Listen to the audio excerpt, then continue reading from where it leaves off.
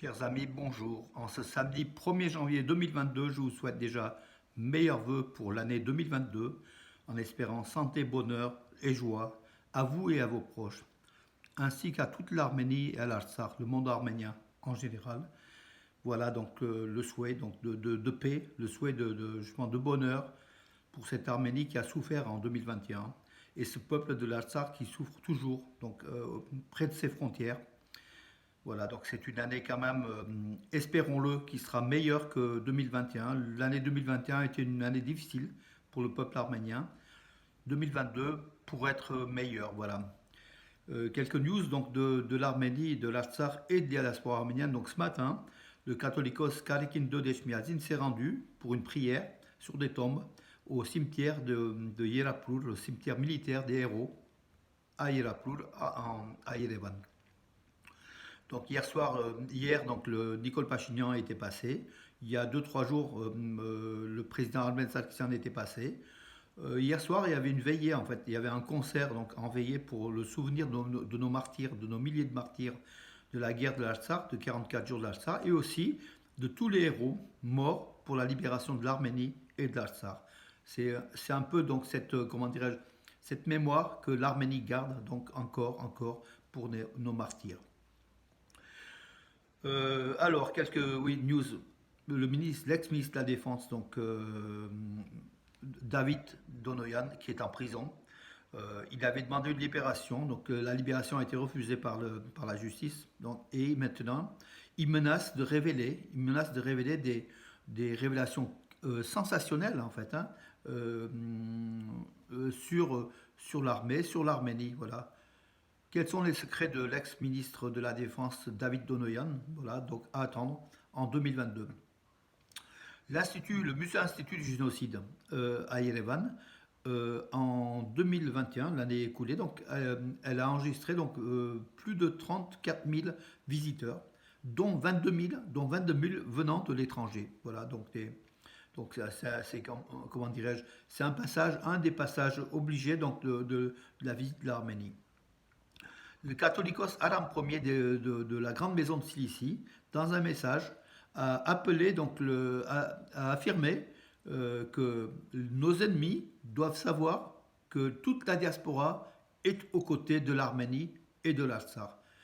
Un message clair adressé au monde turco-azéri et peut-être aussi à la Russie, qui affirme qu'en fait on est tous unis derrière l'Arménie et l'Artsakh.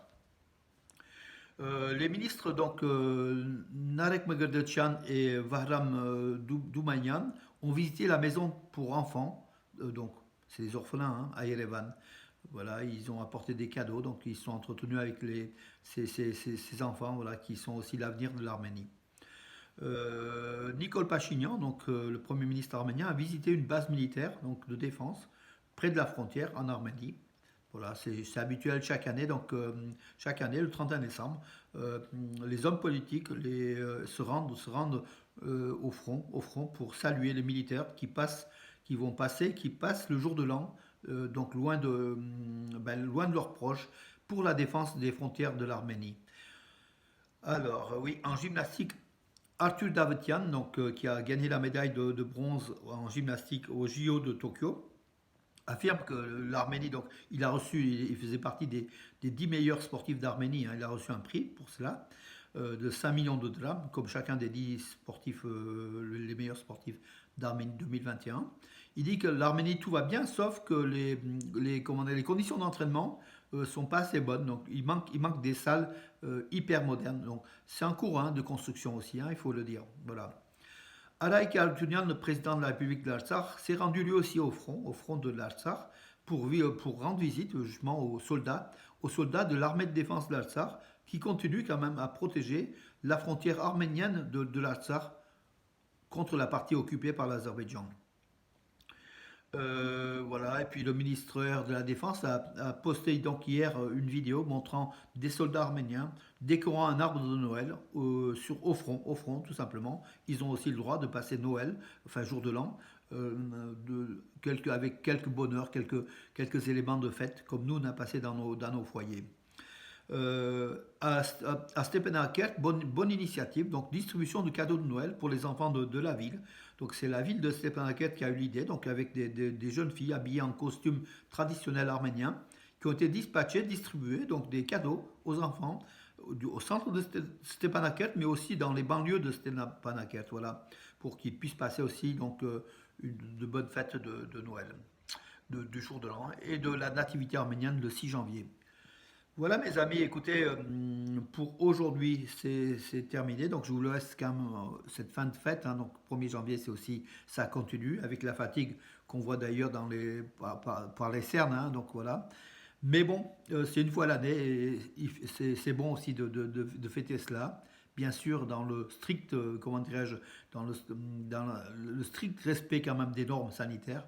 On est encore envahi par ce virus qui j'espère en 2022 disparaîtra. Bon, c'est un souhait qui est peut-être pas, comment dirais-je, réaliste, mais moi j'y crois. Je crois que on va revivre des instants de 2019, donc, on était beaucoup plus libre. L'humanité a été quand même tout entière a été affectée par ce virus depuis 2 ans déjà. J'espère que 2022, ce sera la dernière et qu'on puisse se rendre facilement en Arménie ou alors à l'étranger, là où on veut, en fait, en toute liberté, dans toute la France aussi. Voilà. Mais nous, notre rêve, c'est l'Arménie encore, hein, donc qu'on a été privé pendant ces 2 dernières années. Cette année, ça sera la bonne, j'espère. Mes amis, sur ce, ben, samedi, enfin, on se rend même pas compte qu'on est samedi. Bon 1er janvier et à demain, mes amis.